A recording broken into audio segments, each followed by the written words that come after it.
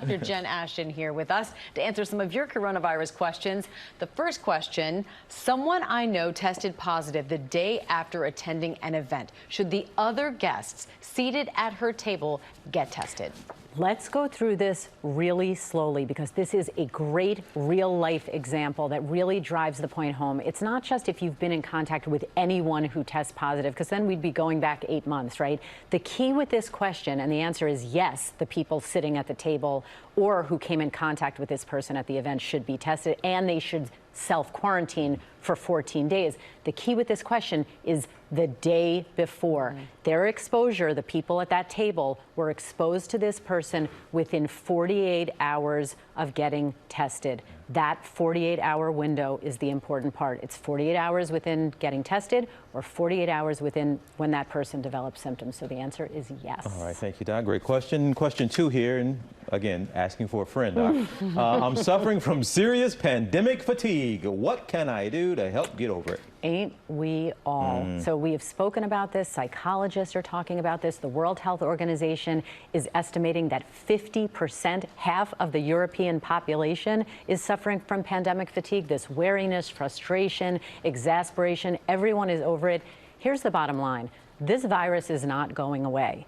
So again, we can only control our response to it, which is put your seatbelts on. We're in this for the long haul. It's a marathon, not a sprint. And again, the attitude of gratitude is always helpful, I think, psychologically. All right. A lot of things were on the ballots and some major things were decided. And so this next question asks, since more states have legalized marijuana, can you explain the potential medicinal benefits and detriments? We could do a whole hour on this, you guys. We should. So yes, we should. Really? I have evolved my thinking on this over the last decade considerably, and we have to distinguish between recreational use of cannabis and medicinal use, okay? Last year, I went to a UCLA conference on medical cannabis.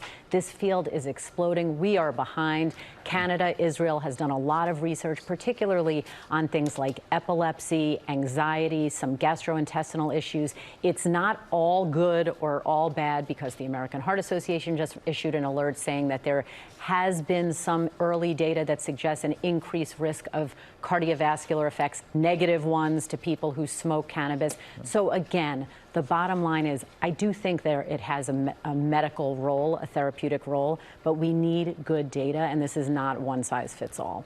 All right, Dr. Jen. Let's do a whole hour on Yes, it. I think we all would be with you on that. All right, you can submit your questions to Dr. Jen on her Instagram at Dr. J. Ashton.